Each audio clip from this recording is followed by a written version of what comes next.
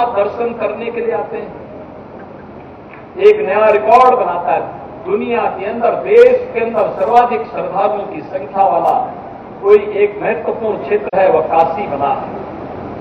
ब्रज क्षेत्र लगभग 6 से 7 करोड़ पर्यटक और श्रद्धालु वहां पर उन पवित्र तीर्थ स्थलों का दर्शन करने के लिए आ रहे हैं।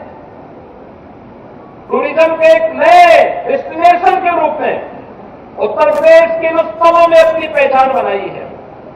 दुनिया के अंदर एक नई आभा के साथ उत्तर प्रदेश आगे बढ़ता हुआ दिखाई दे रहा है।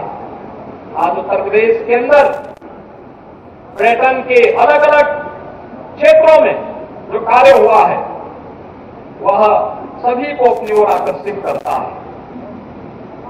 विरासत के सम्मान के साथ जोड़ते हुए 2019 के प्रयागराज कुंभ से प्रारंभ हुई वह यात्रा आज काशी विश्वनाथ धाम हो, ब्रज क्षेत्र हो, अयोध्या धाम हो, विंध्यवासिनी धाम हो, या फिर हेरिटेज और इको टूरिज्म के क्षेत्र में आगे बढ़ने का हो, हर एक क्षेत्र में एक नई प्रगति की ओर आगे बढ़ता हुआ अनेक रोजगार की संभावनाओं को आगे बढ़ाने का कार्य भी कर रहा है। उत्तर प्रदेश इंफ्रास्ट्रक्चर के रूप में आज इंफ्रास्ट्रक्चर स्टेट के रूप में जाना जा रहा है। 5 एक्सप्रेसवे के साथ वर्तमान में 13 एक्सप्रेसवे के निर्माण के साथ तेजी के साथ उत्तर प्रदेश आगे बढ़ रहा है। उत्तर प्रदेश के अंदर बेहतरीन इंफ्रास्ट्रक्चर उसको एक नई गति दे रहा है। Uttar Pradesh inter state connectivity को बेहतर करने में सफल हुआ है। एयर कनेक्टिविटी को बेहतर कर रहा है। एक हवाई चप्पल पहनने वाला भी हवाई जहाज की यात्रा कर सकता है। प्रधानमंत्री जी के संकल्प को आगे बढ़ाने में उत्तर प्रदेश राज्य ने अपनी बड़ी महती भूमिका का निर्वहन किया है। आज परिणाम हमारे सामने 2017 तक जिस प्रदेश में 2 एयरपोर्ट क्रियाशील थे, आज उसी प्रदेश में 9 एयरपोर्ट क्रियाशील हैं और इस वर्ष के अंत तक 5 इंटरनेशनल एयरपोर्ट का देश के अग्रणी राज्यों में उत्तर प्रदेश होगा। अयोध्या धाम में इंटरनेशनल एयरपोर्ट और गौतम बुद्ध नगर के जेवर में भी एशिया का सबसे बड़ा एयरपोर्ट का निर्माण वर्तमान में उत्तर प्रदेश के अंदर चल रहा है। 12 नए डोमेस्टिक एयरपोर्ट के साथ भी उत्तर प्रदेश कार्य कर रहा है। उत्तर प्रदेश के बारे में कहा जाता था कि लैंडलॉक्ड स्टेट है, जलमार्ग यहां पे कोई कार्य नहीं कर पाएगा, लेकिन भारत सरकार के साथ मिलकर के लैंड वाटरवे, देश का नंबर 1 वाटरवे वाराणसी हल्दिया के बीच में प्रारंभ हो चुका है और उत्तर प्रदेश सरकार ने वाटरवे की इन संभावनाओं को आगे बढ़ाते हुए प्रदेश के अंदर इनलैंड वाटरवे अथॉरिटी के गठन की प्रक्रिया को आगे बढ़ाया है। हम हर उस नदी के अंदर जहां पर चाहे उसे नदियों को चैनलाइज करना हो या ड्रेजिंग के माध्यम से जल मार्गों की सुविधा को विकसित करना हो, हम इस पर पूरी तत्परता के साथ कार्य करते हुए भारत सरकार के साथ कदम से कदम मिलाकर के इस कार्यक्रम को आगे बढ़ाने का कार्य करेंगे। भाइयों बहनों, उत्तर प्रदेश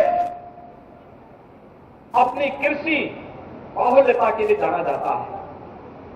उत्तर प्रदेश के अंदर सर्वाधिक रोजगार देने वाला सेक्टर था, नंबर 1 पर कृषि था, लेकिन उपेक्षा के कारण धीरे धीरे करके अपनी पटरी से उतर चुका था। लोग पलायन कर रहे थे।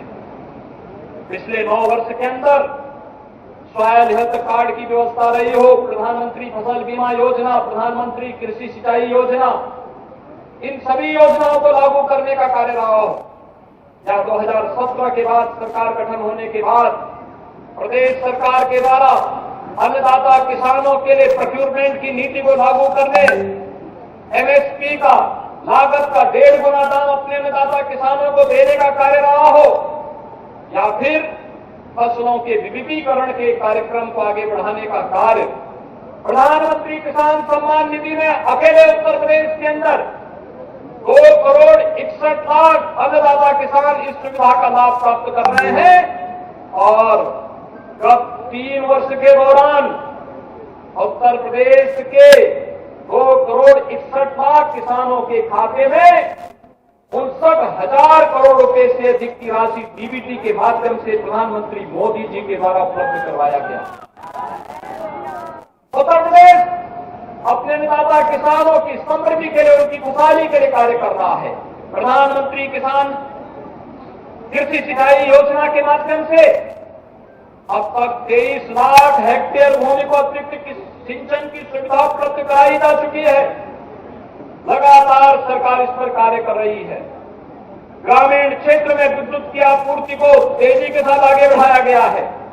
और जो सेक्टर माना जाता था कि क्या होगा, कैसे होगा, आज इससे उभर करके कैसे समृद्धिशाली किसान बन सकता है, इस परिकल्पना को भी साकार किया गया है।